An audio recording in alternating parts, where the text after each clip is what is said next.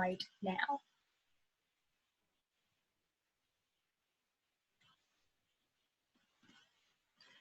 So in this moment, before we kick off the tree tour, I'd like to take some time to acknowledge the land and encourage anyone who can look outside to do the same. And if you can't, simply just close your eyes and imagine. So think about the sky, the land, the soils, and the seas, and just about all the amazing living things that inhabit each of these spaces, from what we can see with our eyes to what we can't, from what we know like the back of our hands to things we may not be as familiar with. And consider your connection to all this amazing life that's happening in the world.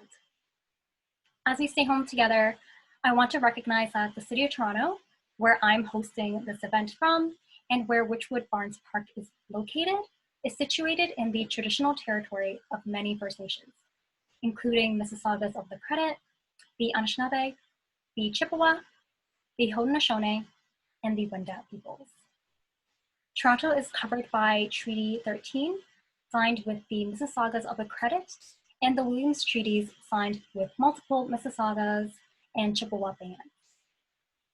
For thousands of years, this land has been home to many diverse First Nations, Inuit, and Métis peoples. I acknowledge the enduring presence and resilience of Indigenous peoples and recognize their role as stewards of this land.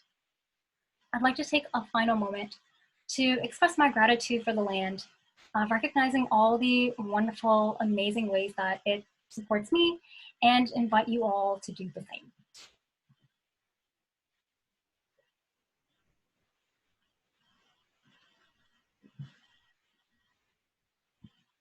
Wonderful.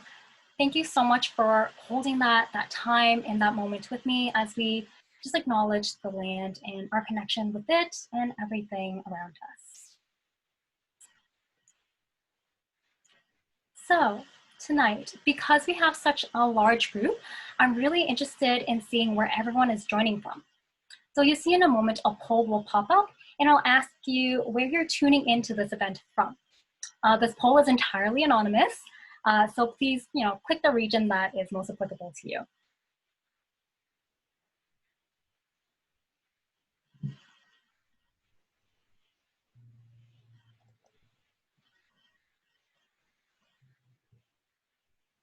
Amazing, they're coming in. About 75% of people have voted, so just a couple more moments for anyone who still needs a chance to select your answer.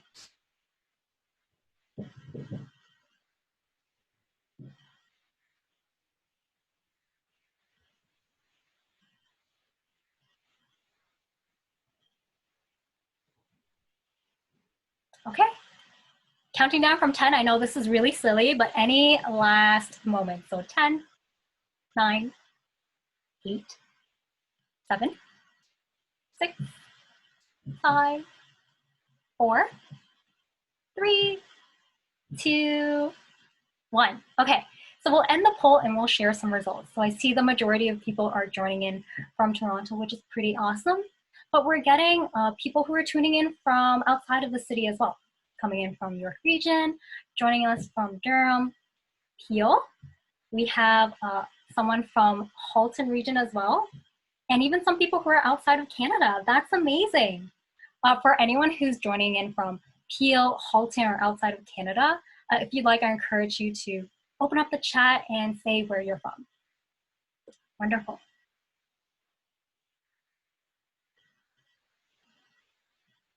So, thank you again, everybody, for joining us this evening. I'm really excited to have such a diverse group of people tuning into the event from across Toronto and even beyond.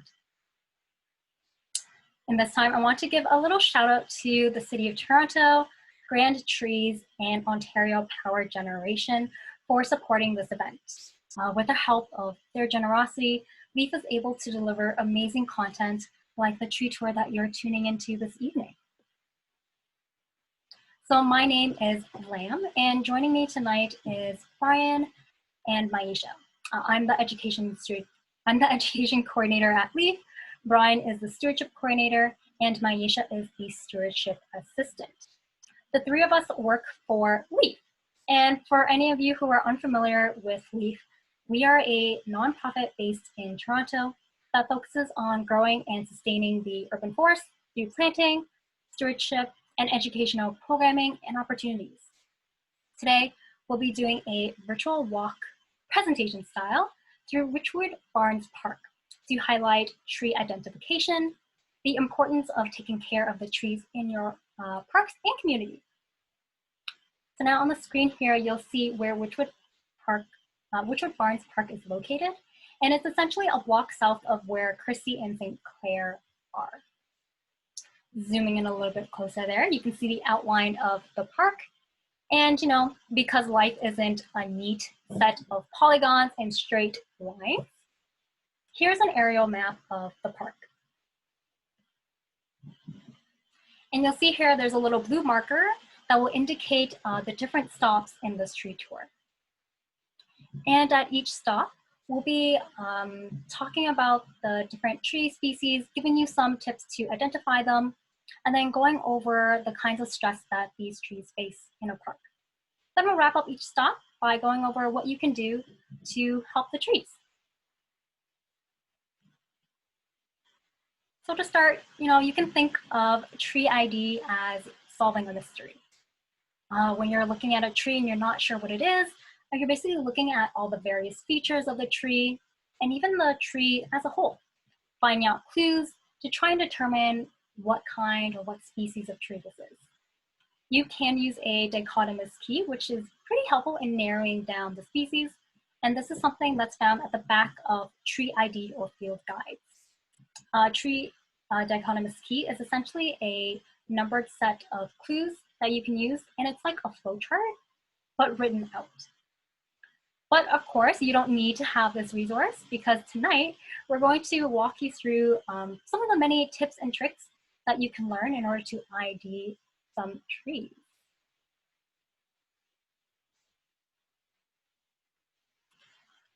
So this will be our first stop for the evening, and you'll see some images that will appear on your screen that show different parts of a tree.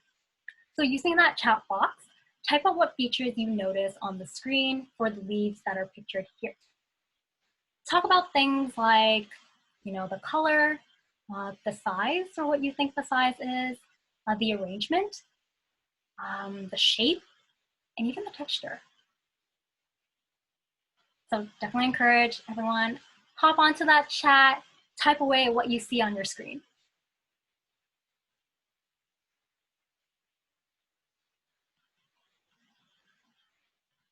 Yeah, so I see some things are coming in here. Amazing. We get something of leaves, so they're the opposite or their alternate. We can see that someone has typed in that they're small. Some of them might look heart-shaped. And there's a term in there called a compound leaf, which I want to touch upon for this tree. So here you'll see on the screen, I've indicated that it's actually a pinnate leaflet that is attached to something that might look like a branch, but then that whole entire structure within that photo is actually a bipinnate leaf. So I'll walk you through a little bit about this tree. So what you may initially think is one single leaf, that little like pointed leaf that looks oppositely arranged on a leaf stem, is actually something called a leaflet. And a number of these leaflets are actually attached together to a really long leaf stem. So there you can see one segment here with those tiny little leaflets. They make up one pinnate leaflet. And pinnate is just an arrangement of these leaflets. And all of these pinnate leaflets together are attached to an even thicker leaf stem. And then the entire structure there is called a bipinnate leaf. So it's very technical, and it just basically means that this is a really, really big tree, or big leaf.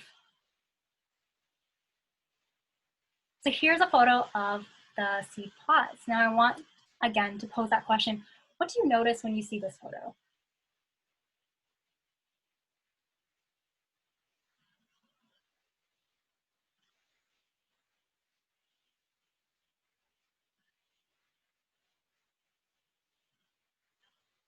Awesome. Okay, so I see there is a question here about telling the difference between a leaflet and a leaf. And a really neat trick to do that is when you're looking at a leaf or a leaflet and you're not sure, just trace it back to where you can find a bud on a branch.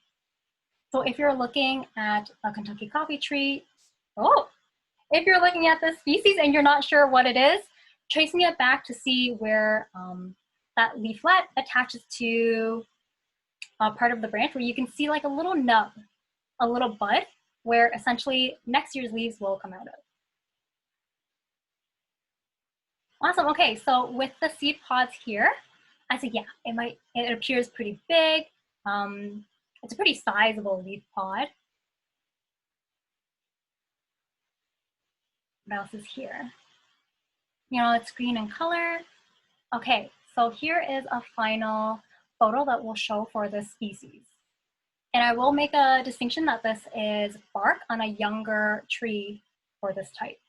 So when you're looking at this, what's the kind of color or like the texture that you can see?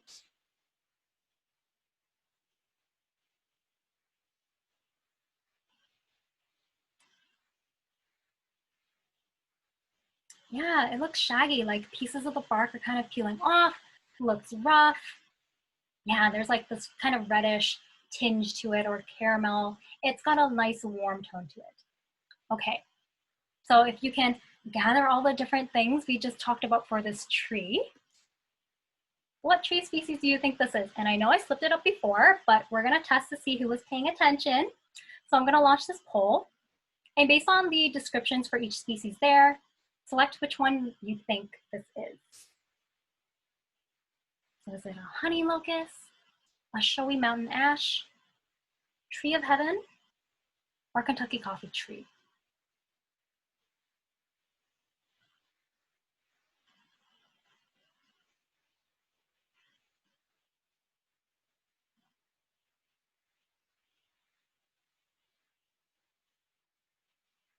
Amazing. Okay, just a few more moments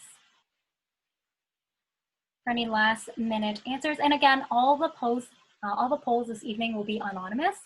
So don't feel too pressured about having to answer what you think is the absolute correct one. We're not going to know. Okay, so now we'll close the poll and we'll share the results with you.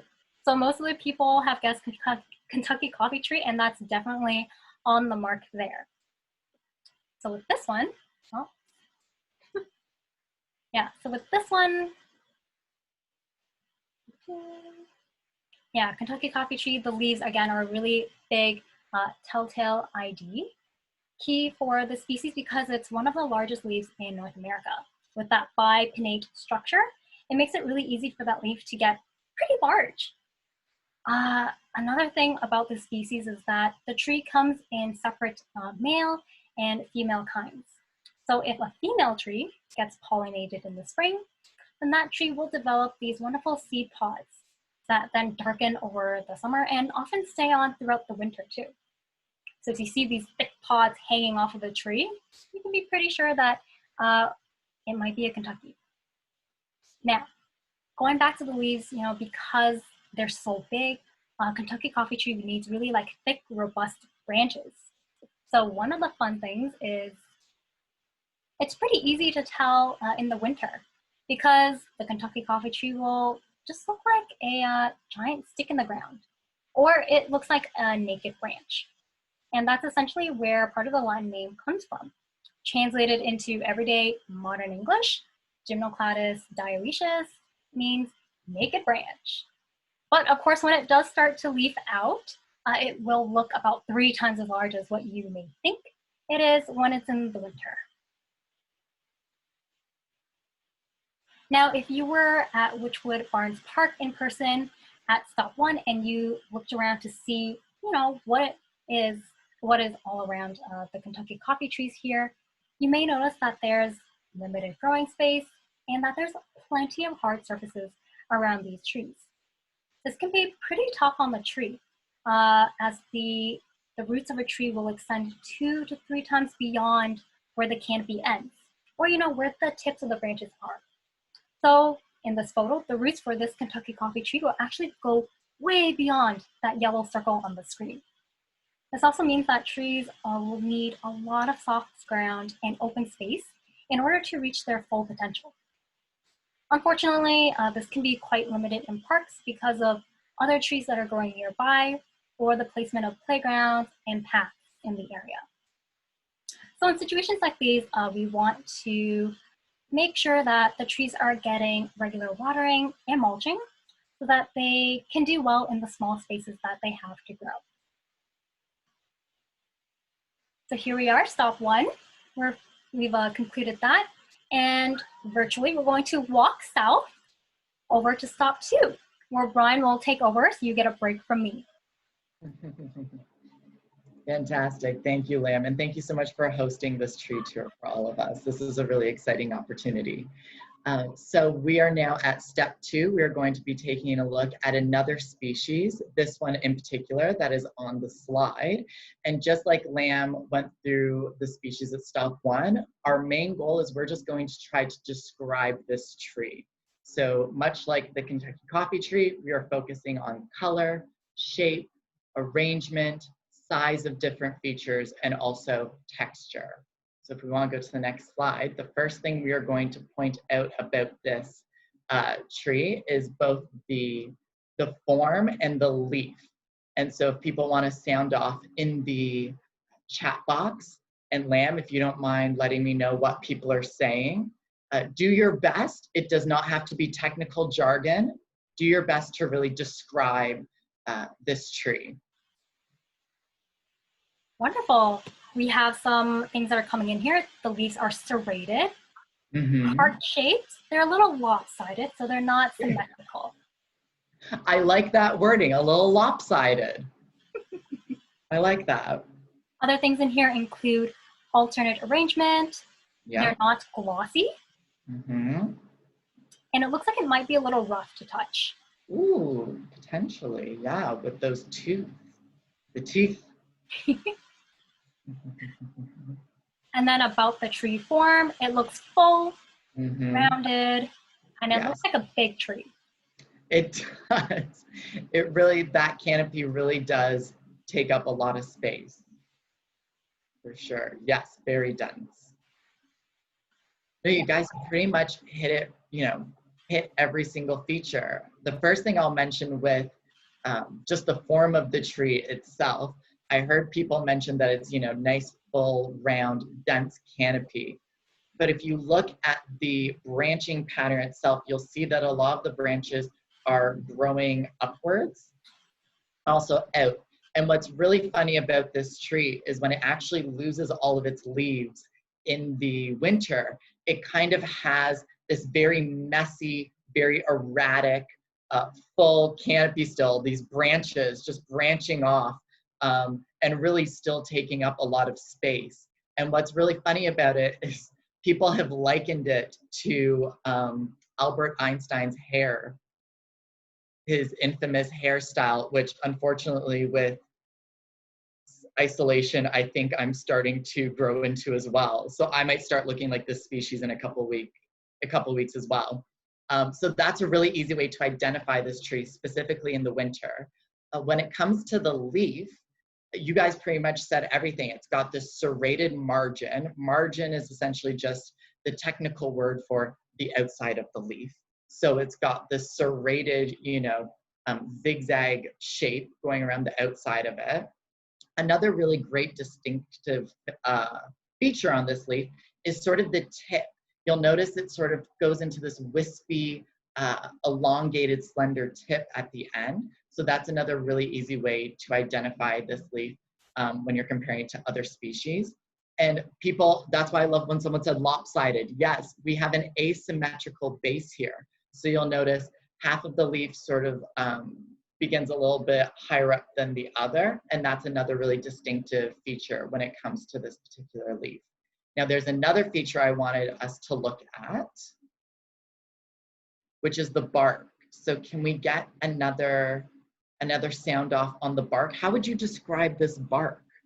Is there a particular color? Is there a texture? Is there? So what people are typing in are that it's rough, The more creative, the better. There are ridges. It looks dry. The color is gray-brown. Yeah. You know, there's squiggly lines jutting out. There's like a vertical pattern in the bark.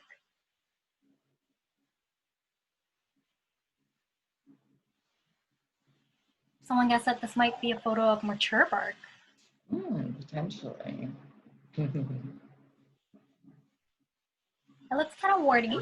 Warty, what a good word.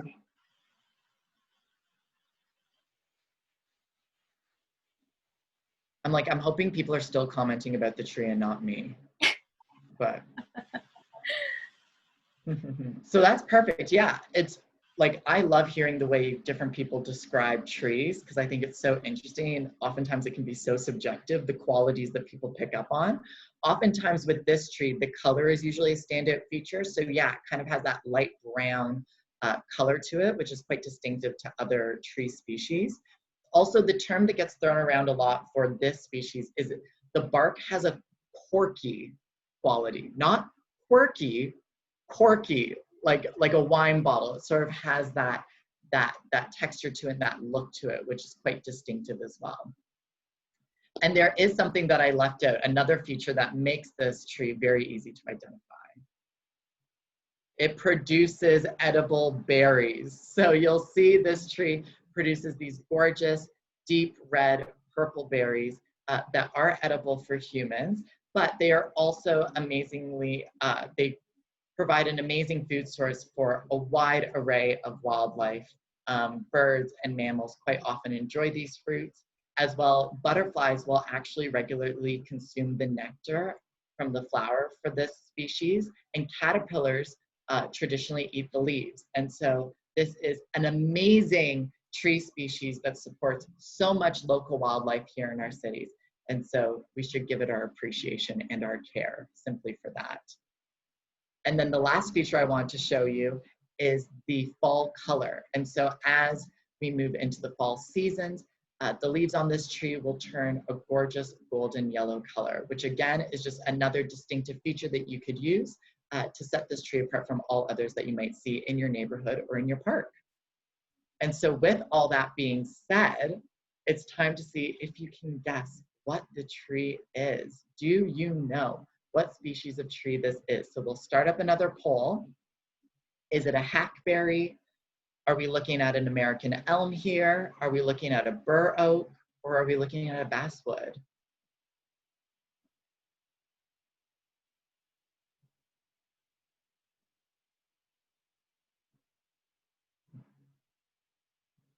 Part of me almost wants to put in like fake facts just to throw people off during this part, but. All right, we'll give it another 5 seconds here. Okay, and let's see the results. So yes, the majority of you got it. It is the hackberry. And I saw some of you guys with the basswood, the heart-shaped leaf. You know, that's still valid. But it's really that wispy tip and, you know, the purplish fruit that sort of gives it away. And that corky bark, I must say, is quite distinctive for this species. And so to go on to sort of the risks and potential stresses that this tree could, you know, have to deal with being in a park, you'll see in the picture here, this is actually the row of hackberries that are planted at Wychwood Barns Park. And you'll see that just to the left of this row, you've got this huge paved way for people, foot traffic, the odd vehicle. If you were to go further to the left of this photograph, you would find yourself in an off-leash dog park. If you were to go to the right of this photograph, you would be at a picnic table area. They've got a beach volleyball court. So there is a lot happening where these hackberries are found. And so with, you know, the walkway being used by so many people and having all these other spaces around it, we could really be seeing, you know, compaction of the soil in and around these hackberry trees. And soil compaction is a really big issue because you're negatively impacting the root systems of these trees. And the roots are vital to transferring water and nutrients into the whole tree. And so, you know, just being aware of where these trees are located can be really important to trying to be, good stewards to these trees. Also, along this row, you would notice that these hackberry trees are planted, relatively close to one another. And in such a small space, there could be a lot of competition for resources, for that water, for those nutrients, which means as stewards, as caretakers for these trees, we need to be providing as many resources for these trees as possible. So providing plenty of water as well as mulch to give them an extra boost would be a great way to go about taking care of these trees. And with that being said, we are going to head off from stop 2. We are going to go even further south in the park here and meet Lamb at stop 3. Wonderful. So here at stop 3, we're actually going to cover one species, but then also another kind of tree. So first off here on the screen, we have a tulip tree. I'm just going to tell you straight off at the beginning. So the tulip tree here is also known as a yellow poplar. And this is a Carolinian species and one of the tallest deciduous trees around here. In a natural setting, this species can reach heights of up to 80 feet, which is mind-blowing. The best way that you can identify a tulip tree is by its leaves. So the leaves are very distinct in shape because they have this kind of whale shape to them towards the tip that makes it quite unique and distinguishable from, say, like a generic leaf that we might imagine up in our heads. Another way that you can pick out a tulip tree is by its flowers, which are upright. They have this like orangey, light green to yellow color. And oh my gosh, what do they look like? They look like tulips, hence the name. So tulip trees often take up to 15 years before they start producing any flowers. So if you have one that's been recently planted in your park or your community, don't be alarmed if you don't see any flowers on it, because it might take a little time before that tree will be able to produce beautiful flowers. So here we go, tulip tree again. And its next door neighbors are these two trees. So these are a pair of conifer trees, and they look pretty similar. So they both have this like conical, like triangular or Christmas tree shape. They have needles on them that will stay on all year long, so they're not going to lose it in the winter. And they both produce cones, hence why they're called conifers, because conifer trees make cones. Now, despite the fact that they look very, very alike, they're actually two different species. So on the left here, we have a white spruce, but on the right, we have a Colorado, or oftentimes it's called a blue spruce. And just posing a question like, which one do you think is a non-native between the two? I'll just give you a moment, ponder that in your minds. If you guess Colorado, you're right. Colorado, like its name, not from around here, so that is the one that's non-native. And you can tell the Colorado blue spruce apart from our native white one by looking at the needles. So here in these photos, you can see that a white spruce, it's green in color, but there might be a little bit of blue in there, so it could be confusing. But when you compare it to a Colorado blue spruce, you'll see that the blue spruce needles are much more blue in color, and its tone is a little bit cooler too. So there's a little close up there to see even in more detail the difference between the colors. Another thing is if you have the cones, you'll notice that the blue spruce cones are also pretty large, and it's a lighter, warmer shade of brown compared to the white spruce cones, which are often very small, very short, and they can be like a darker or a duller brown. Now to ID spruce trees in general, apart from other conifers that we have in the city like pines, you just have to remember a really simple trick. 4 S's for how you would describe the needles for spruce trees. So spruce starts with an S, and the 4 S's you remember are that the needles are short, they're sharp, so if you touch it, it's going to hurt. They are single, and this means that every needle is singly attached to the branch, which is a very telltale sign apart from some pines. And then it's square. So if you were to pick off a needle and try to roll it between your fingers, you notice that it's going to roll.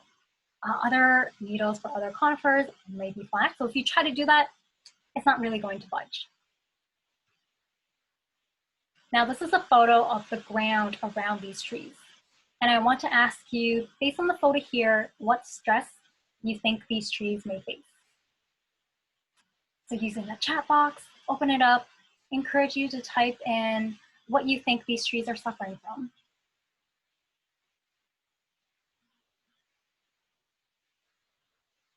Yeah, so I see people are commenting that it looks very dry, compacted, there's not enough water. There's also foot traffic. And again, that's definitely on the spot. These trees are suffering from soil compaction. And similar to compaction from something like concrete with people walking over these paved pathways, soil compaction can cause many problems for newly planted trees, especially in a park setting if that area is used by a lot of people. So here you can see in the photo, there are patches of the ground that look dry, they look hard, and grass is missing from it.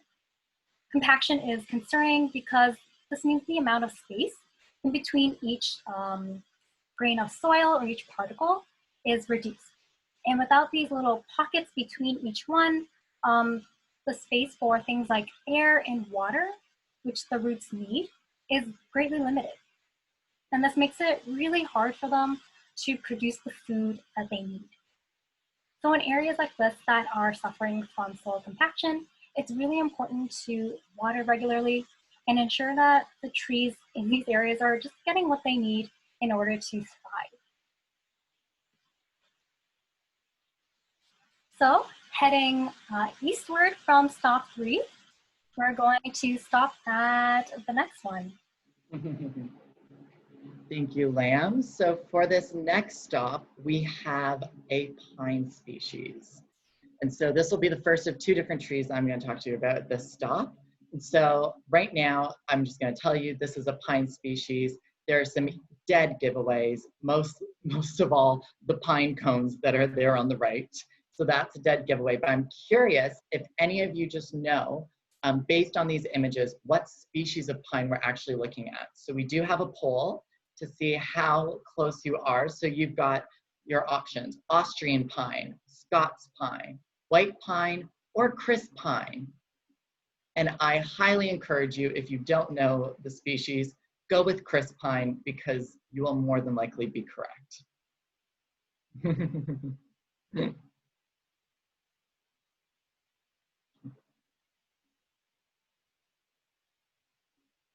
Okay, we'll give it a few more seconds here just to see.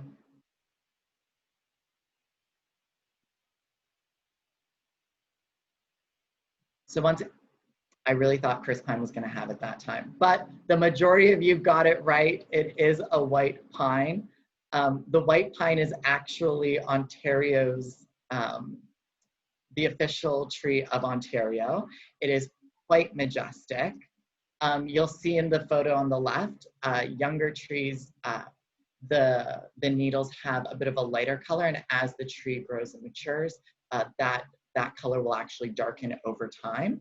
And I was being a bit sneaky because I didn't show you the feature that really makes it easy to identify this pine species from all others, which are the needles themselves. Because pine needles actually come in bundles.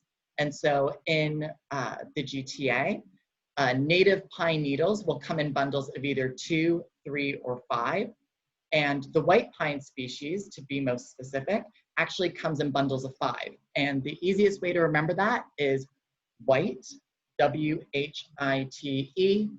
5 letters, 5 needles. There you have it, easy peasy. And you'll notice those other 2 native species that we included in the poll, the Austrian pine and the Scotch pine, also sometimes known as the Scots pine, both come with 2 needle bundles. And you can see too that the length of the needles can actually also help you identify those 2 species apart from each other as well. So hopefully that's an easy way to remember this one. Now for the next tree on this stop, we actually have a black oak. Now, the black oak is very easily distinguishable, mostly from its leaf. It has that classic oak leaf shape with those very defined lobes. So you've got those big sections of the leaf separated by those indents, also known as sinuses of the leaf, to be fancy. And the leaf of the black oak has a really nice glossy dark green color. Also, the bark has these really deep furrows in it, so it's very ridgy, like has a really rich texture to it. And then, as all oak trees do, they produce acorns. And the black oak acorns are actually quite large, and the caps of the acorn can actually cover almost half of the acorn itself. So those are really easy ways to sort of, distinguish this oak species from all others. Now, I quickly want to talk to you about the different groups of oak species because it can get a bit confusing. And so there are two main groups of oaks in North America. We have the red oak group, which are the three species that you see there on the left side of your screen.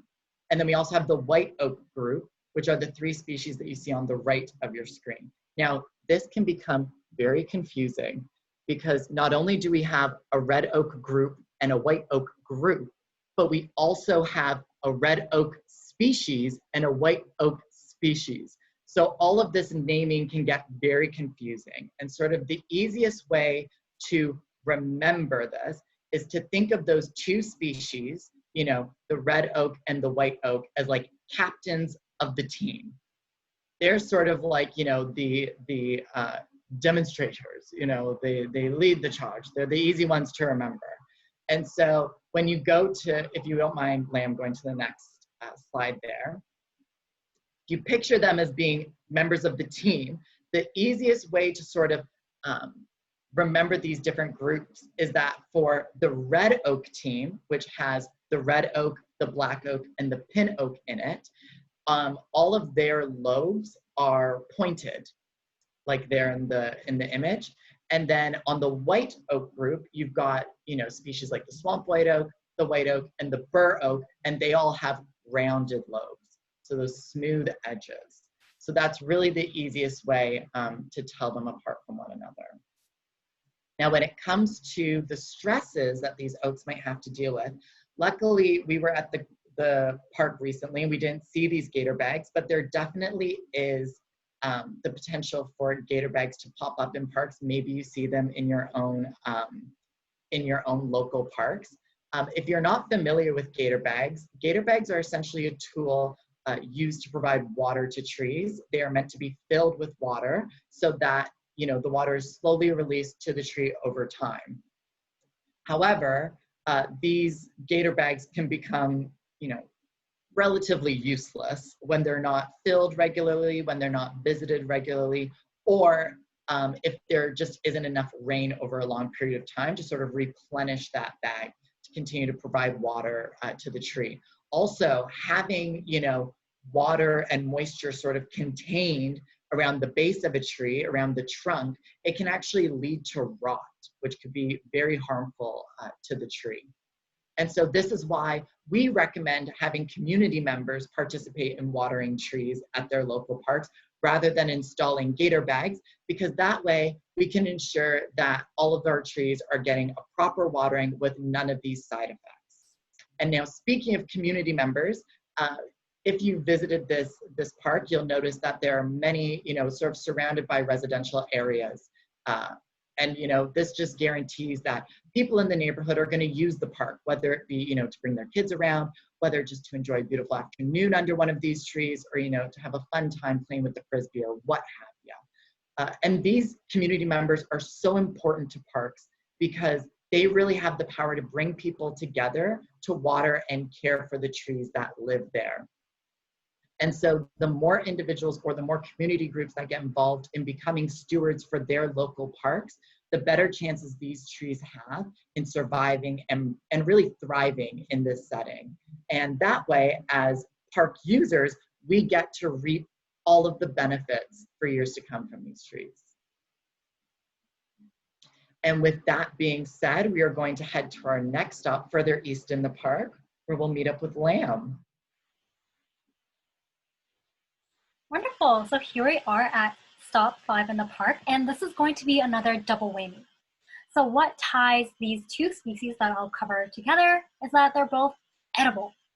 So on the screen here, you'll see images of a small growing tree, and this is actually one of my favorites. It's a serviceberry. So on the left, you see a photo of the leaf. It looks very like round or oval in shape, and it has these edges, that serration that we've talked about before with the hackberries. And when this tree starts to leaf out, the leaves will have a reddish tinge to them that can be a key in identifying it apart from other berry-producing trees or shrubs. Now, a great thing about this virtual tree tour is that we can actually travel back in time to see something like the fruits for this species, which would have ripened back in late June or so. So with the fruit, one telltale feature, besides the fact that they're this beautiful red and they will deepen to a darker red or maroon color, is that they also have these little structures at the bottom. And you can see it's poking out there, kind of looks like feet, but I've heard it's described also like a crown. And if you can beat the birds to these berries and you pop one in your mouth, they are absolutely delicious and similar to, I would say, a blueberry. So definitely, if you have this in your community next year, give it a try. You won't regret it. Now, traveling even further back in time, we see here are some of the flowers. So with this species, the flowers will appear early in spring. It's one of the earliest flowering species, which means that, it's really great for early pollinators that are just waking up from their hibernation. So serviceberries will produce these white flowers before their leaves even come out. So if you see a tree in the spring covered by white, beautiful flowers, might be a good idea to say that it's a serviceberry.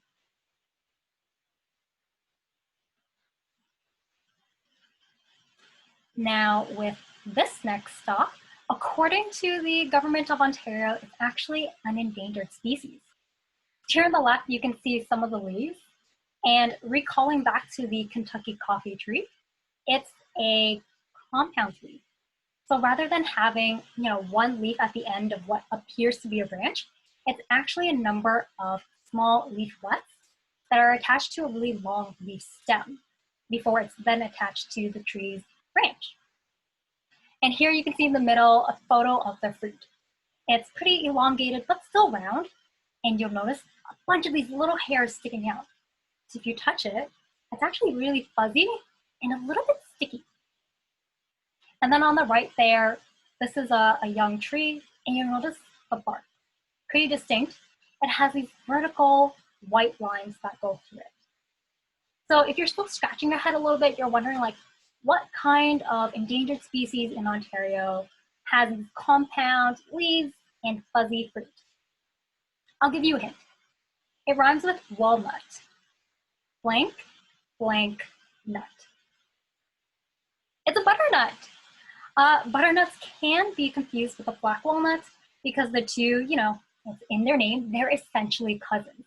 They look very similar to each other. The key differences to tell a butternut apart from a walnut is that the butternut, for the leaves, you see at the very tip at the end there's one single leaflet. A very scientific term for that is called a terminal leaflet. So butternuts will have that one leaflet at the very tip, but black walnuts will lack that. Another thing is that you see the fruit, the butternut, I've mentioned that it's very fuzzy. This is also true for the underside of the leaf as well. For butternuts, it's fuzzy, it's a little bit sticky, but if you came across a black walnut and you touched the underside of the leaf, or you touched the fruit, it's smooth. There's no hair whatsoever. And then lastly, with the bark for mature black walnut trees, their bark will have more ridges to them compared to a butternut. So there it is, butternut. And now looking at this photo of the butternut, and this is common with some other trees at the stop as well, what stress do you think these trees may face? Use that little chat box, type in what you see.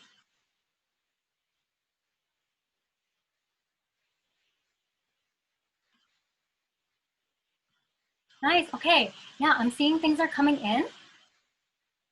What is jumping out at me is lack of water or maybe drought. And I can definitely see where that's coming from because the leaves look very crisp, very dry, and kind of droopy. But if I can draw your attention to the branch that all these leaves are attached to, you notice that it's actually hanging straight off of the other horizontal branch. Part of it looks like it's also sticking up above it as well. That's actually a sign of some physical damage that happened to this tree. So that's actually the stress that we're going to touch upon for the stop. Vandalism or just physical harm that's been done. So park trees and other public trees, things like along streets, they're very susceptible to vandalism or damage, whether this is done by accident or on purpose. But regardless of the intention behind what caused the damage, this harm can be really long lasting and have some negative effects on the health of the tree. This will compound other stresses that that tree might be facing already, things like stress. But any damage will also create an opening for things like pests or diseases to enter that tree. So with park trees that might be suffering from vandalism, they may have branches broken or other damaged areas. It's really important to have watering and mulching for that tree so that it can reduce the overall stress that the tree is facing and help it prepare or fight off any other dangers as well. So we'll wrap up stop 5, head on north just a little bit for stop 6. Fantastic. So our next stop is actually going to be another oak tree. And I'm very curious because this is a good reminder. We were just at, our previous stop with the black oak. And we sort of talked about those two groups. And so looking at this tree and specifically looking at its leaves, can anyone tell me through the poll, which group of oak do you think this belongs to? Do we think it's a member of the red oak group, the white oak group, the green oak group? There are no oak groups. Maybe you missed, that part of the tour. Okay, we'll just give it. It looks like it's pretty resounding, which makes me happy. Okay, yes, it is the white oak group. Fantastic. You all pass with flying colors. And as I'm sure many of you remember, it's the lobes of the leaf that give it away in terms of which group it's in. So because we've got these rounded lobes, at least we can say, it is part of the white oak group. To be more specific to this species, what you are actually looking at is a bur oak. And just like, oh, could we go back 1 second? Because I just got to talk about the leaves. I was going to say before we get to the other stuff, that one of the most distinctive features of the bur oak is its leaf. The bur oak leaf has multiple lobes, and you'll notice in the center, it often has quite a large indent, which is distinct from, the white oak species and the swamp white oak species that also have those rounded lobes. Another thing that's really interesting about this species, though, is each leaf is slightly different. So each one looks kind of unique when you're looking at it. So if you ever do arrive at an oak tree, it's got the rounded lobes. So it's a part of the white oak group, but you start picking up the leaves and you're noticing that each leaf looks a little bit different. You've probably found yourself a bur oak. The other way you would know for sure that what you found is a bur oak is by looking at its acorns. When the acorns develop, they actually have a furry looking cap on top of them. It's super adorable. It's like little frizzy hairs coming up. And it gives it, that burry look to it. And that burry acorn is what gave this tree its common name, the bur oak. Yes, and so now to move on to, what sort of stresses this tree might be dealing with. The real sort of issue I wanted to point out here is exposed roots. And exposed roots are any roots that sort of press the surface of the ground. And the reason this might happen is most roots are found often in the top 50 centimeters of the soil, which means that there is a chance that you might see roots, growing closer to the surface. And this, this could happen for many different reasons. Potentially it could be, man-made. So maybe we, as humans, we didn't plant the tree properly. We didn't, dig the hole deep enough. And so the tree was planted too high, too close to the surface.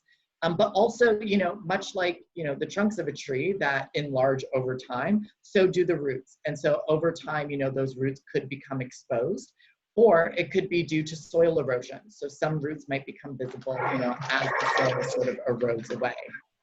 Either way, exposed roots can happen at any time on any tree, and we need to make sure that we are protecting them from any sort of additional damage that could come about with having those roots exposed. So that could be from lawnmowers, weed whackers, or being in a park setting, simply just having too many people, walking on them, stepping on them, kicking the roots, that sort of thing.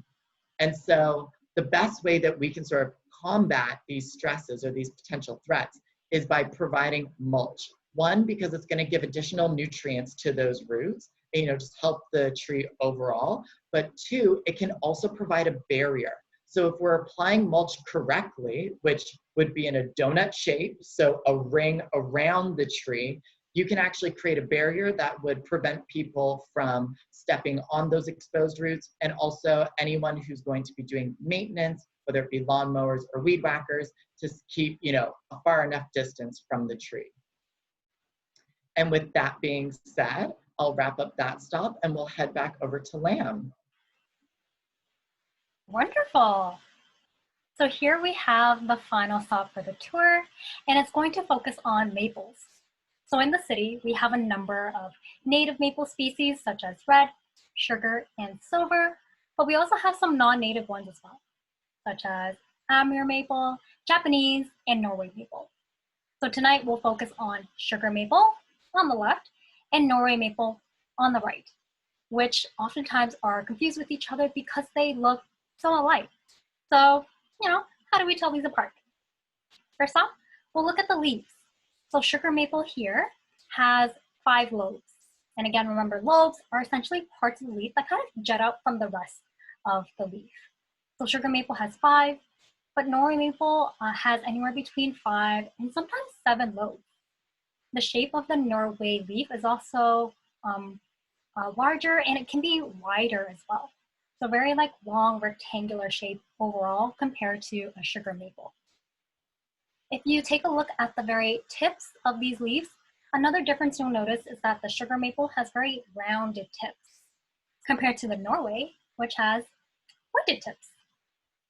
And again, as we're moving into the fall, you'll notice the fall color is also very different between the two species. So sugar maple will develop a beautiful gradient that goes from green to yellow to orange to red, whereas Norway maple will turn yellow and pretty much stays yellow for quite a long time as well. And one awesome telltale giveaway that you're looking at a Norway maple is the sap. So if you were to break off a leaf from the branch, if you notice that, you're holding it for a while, nothing's coming out, you have a native maple on hand. But if you're holding it right away, when you break it off, you see this white stuff that's starting to ooze out, that's for sure a sign that you have a Norway maple in your hand. Another distinguishing feature between these two trees is their keys, or their seeds. So sugar maple here on the left, you can see its orientation is facing downwards. It looks like a wishbone, or how I often remember it is it kind of looks like a rabbit. Whereas the Norway maple, you see its orientation, it kind of flows out. It kind of swishes out like a curled up mustache or a coat hanger. Another thing with these keys is that the sugar maple seed, you can see it's pretty round. It's 3D, there's some dimension to it, but the Norway maple is flat. You can press that in a book and nothing's going to happen. So focusing on this photo here, we can see at the base of this tree, there's been some damage to it. And this is going to be the last important stress that we talk on for tonight. And this damage has been caused by weed whackers or a lawnmower. As you know, oftentimes in a park, this kind of machinery is taken pretty close up to the tree to either mow the grass or remove any weeds that are popping up around it. What oftentimes happens is that the tree also gets nicked in this process. And this damage can cut off enough bark that it then causes a stop in the flow of nutrients and water from the roots to the leaves, which can in turn kill the tree down the line. So in addition, wounds on trees also don't heal in the same way that, say, a cut on you or I will. Rather than healing over that wound and developing like new tissue, trees will actually seal it up. And they do this by a process called compartmentalization, where they essentially create a callus all around that damaged area. And it might look like the tree has healed over it, but it's actually just closed it off. So that wound never really goes away. With that said, the best thing that you can do for trees in parks to prevent them from any lawnmower or weed whacking damage is to add a really nice mulch ring all around the base, which will help keep mowers away because it creates that distance. So now you've heard this time and time again. The best thing to do for trees is water it and mulch it. But what does that actually mean? Yes, it's true. We've been quite repetitive with that when it comes to what you can do for trees. And so if you are someone who, sees this sort of damage or sees, younger trees in your local parks or in your community and you want to help them out, this is the best way you can do so. So the first way is by watering and watering effectively. So if you have young trees in your park or in your community, so that would be any tree that was planted within the last 3 years, you want to be regularly watering them from early spring all the way into fall. You want to be doing this twice a week and providing at least 6 gallons of water to the tree twice a week. So that could be, carrying 3 large full watering cans and emptying them around the tree. Or you could also, if you have access to a hose, you could leave that hose on like a slow trickle and really sort of, soak the ground for, anywhere between 20 to 30 minutes, and you'll be giving it, an equivalent watering. As trees mature, you don't need to water them as frequently. It really does become you just checking in on the soil. If the soil is damp, if it is cool to the touch, the tree is probably good. But if you're finding that the soil is very dry, especially in, intense summer heat like we've experienced this year, you want to still be watering those mature trees.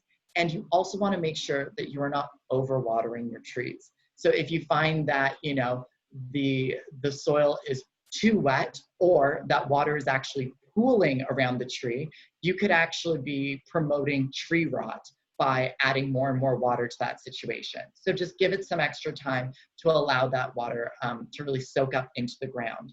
And that's sort of my last piece of advice. You never want to actually water the tree. You do not have to put water on the trunk, nor do you have to put it on the leaves. It could promote fungus. Again, you could have tree rot happen. You really do just want to soak the soil that is around the tree. And if you do that enough times and you're regular and persistent with your watering, that tree will be so thankful. Wonderful. And then the second part to all of this watering is mulching. So what is mulch?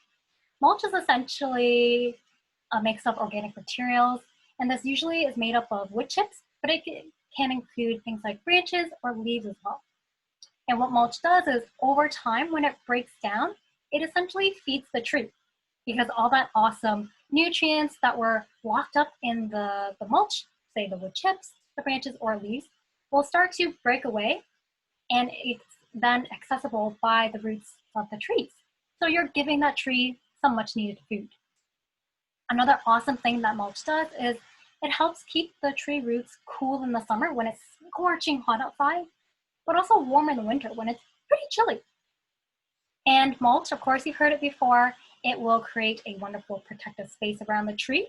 It will help hold in that moisture, so when you're watering it, it keeps that area moist, and it can also help prevent weeds from popping up around the tree, adding in some stress like competition. So when you mulch a tree, Brian has mentioned this before, but what you'll want to do is to go around in a ring. So when you're placing mulch down, think of a donut. You want to make a donut mulch ring around the tree rather than piling up against the base of that tree. And the reason for this is, recalling back to what we just touched upon, mulch will hold on to moisture. So when it's piled up like that against the base, all that moist wetness that's going on there, it's going to promote rot against that bark. And we know that damaging the bark can be really harmful to a tree. So we just want to make sure that, that area around the base is really clear and really dry. So that pretty much concludes it for the tree tour stops. We've gone through some amazing tips that you can use to identify the trees in your community. And for anyone who lives nearby Wychwood Barns Park, I encourage you to hop on over to the area, practice physical distancing, and check out some of the species that we spoke to today. If you live a little bit further away, no pressure. I encourage you to take what you learned and see if you can spot some of these species in your own community. Also, educate some friends and families on what you've learned, the different urban trees, the stresses they face, and what you or they can do to help out some of our leafy neighbors. Now, if there were any trees that we touched upon tonight that piqued your interest and you have some space in your yard, definitely check out our backyard tree planting program to learn more about this awesome service. You may find out that some of these trees might be really suitable for the space that you have in your yard. If you really enjoyed this event, please keep an eye out for a webinar series that will be happening in early September. That'll cover over 35 different tree species. These topics will range from small deciduous trees to conifers to even non-native ones. So it's going to be a really insightful and wonderful experience to join in on. And after all of this, if you feel inspired to take action, consider becoming a volunteer with Leaf. And that way you can work with other awesome people to help grow and sustain the urban forest.